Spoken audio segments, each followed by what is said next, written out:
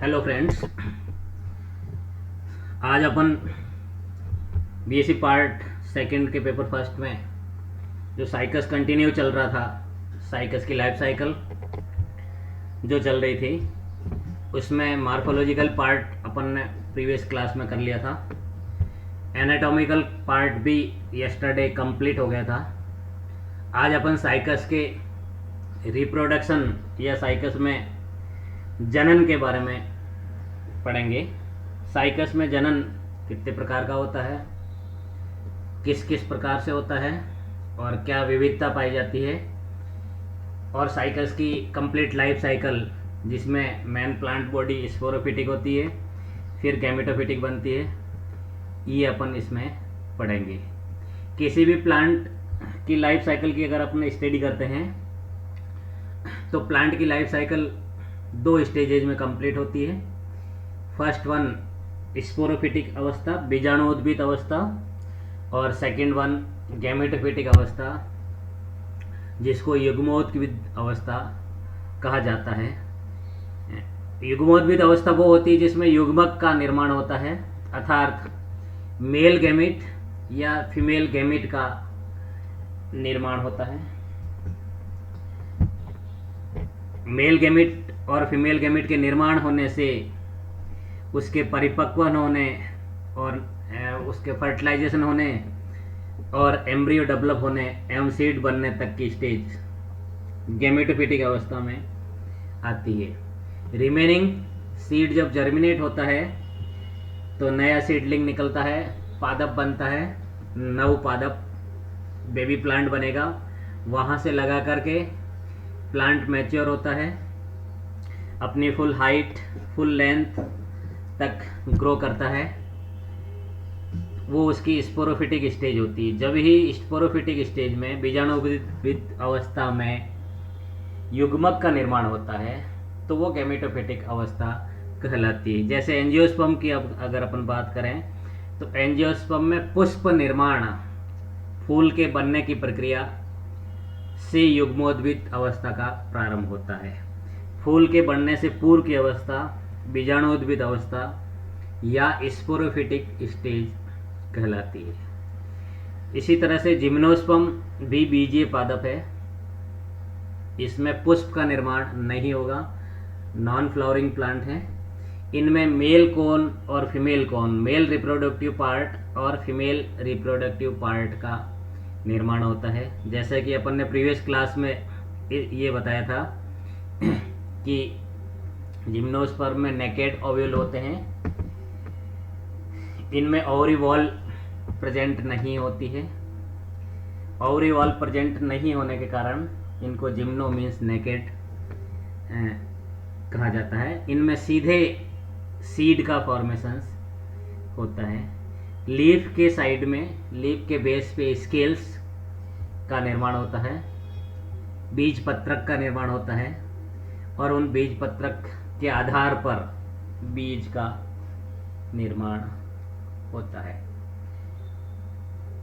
इस फोटोग्राफ्स में आप लोगों को साइकस मेगा स्पोरोफिल बताया गया है। मेगा स्पोरोफिल में ऐसी लीफ जिसमें फीमेल गैमेट्स का निर्माण होता है।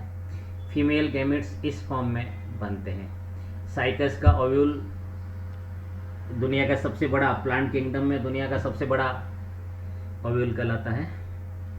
ये इस फॉर्म में यहाँ पे अरेंज रहते हैं या लगे हुए रहते हैं। ये साइकस की मेगा स्पोरोफिल है।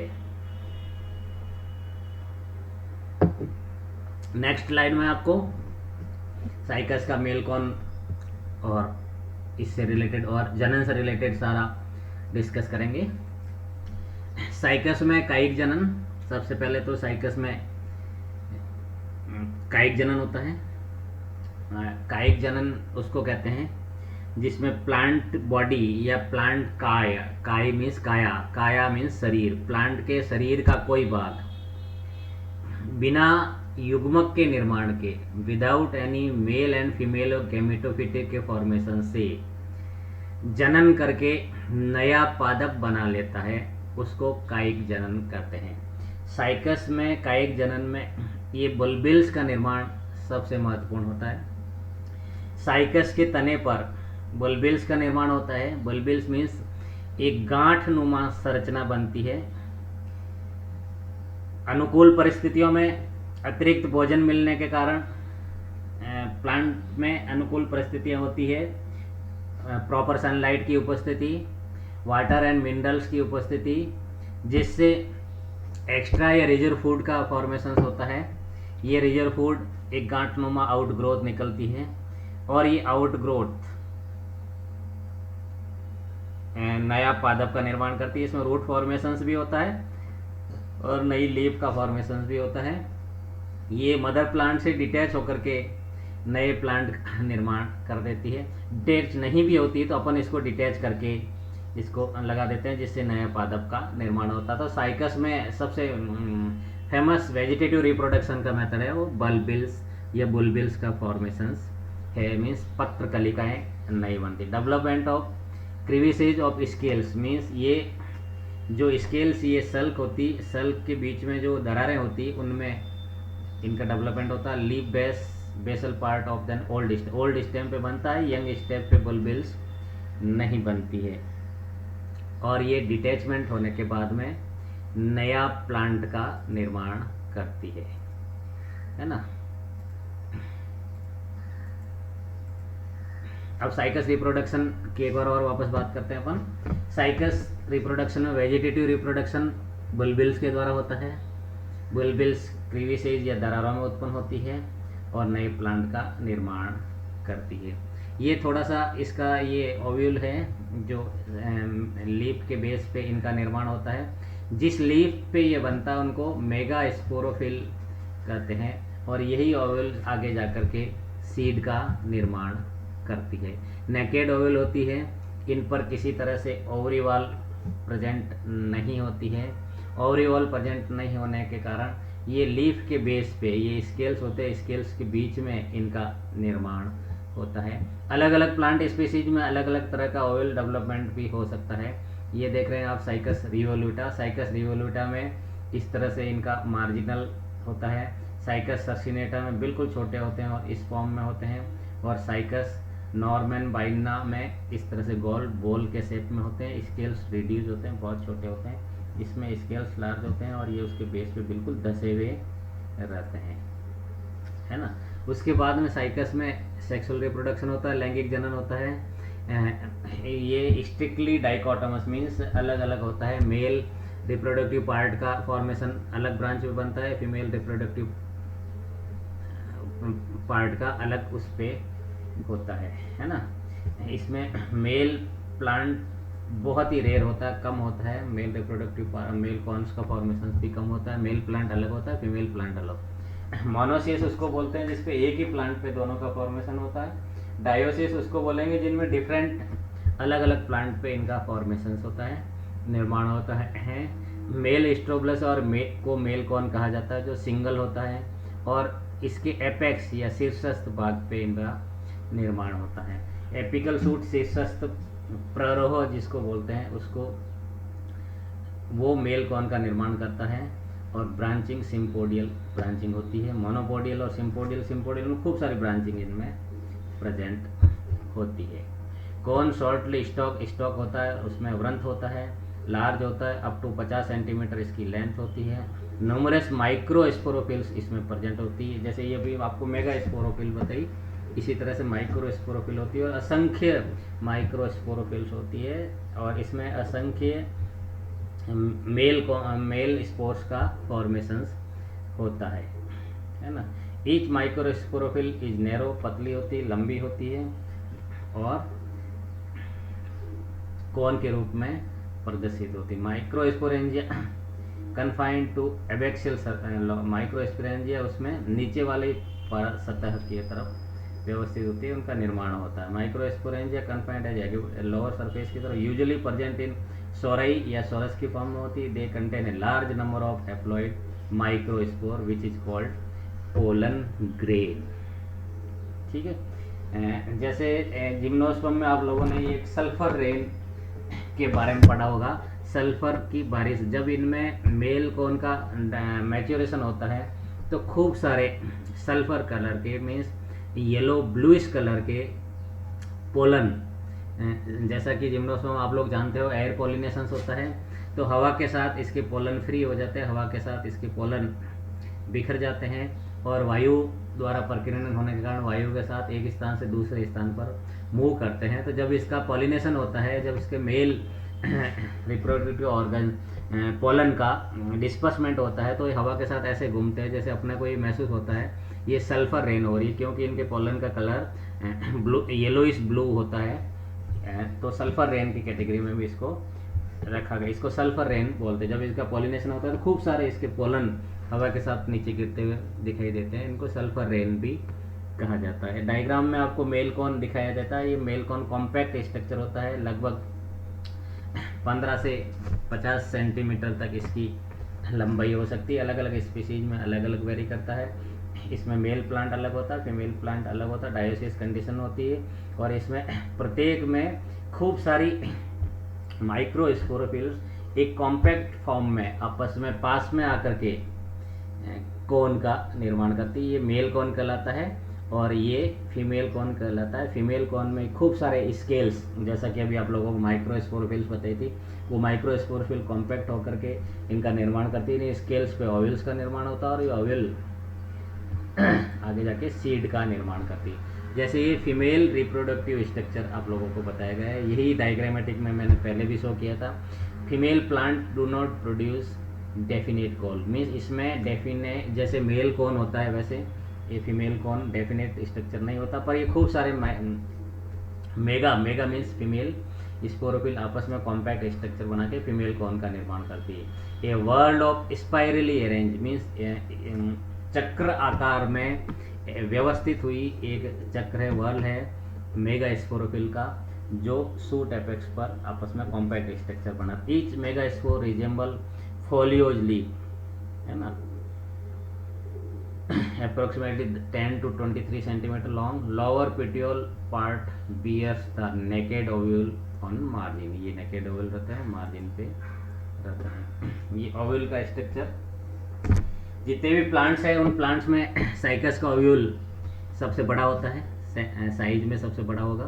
लार्जेस्ट ओव्यूल होता है 6 सेंटीमीटर इंटू 4 सेंटीमीटर, इसका अप्रोक्सीमेटली या एवरेज साइज होती है।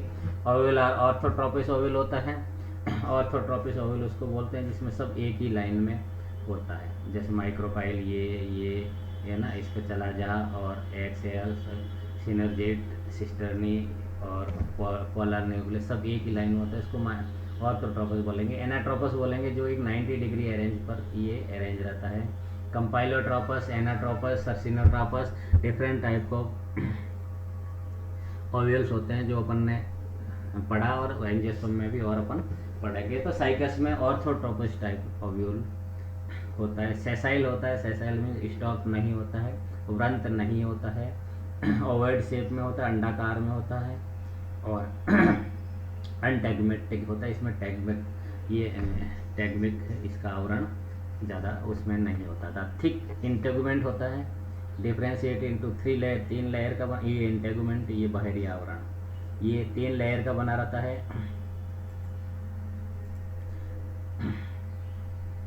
Integument remain fuse with the side of nuclear tissues और ovule is well supplied with vascular bundle. ये ओव्यूल में वेस्कुलर सप्लाई इसमें होती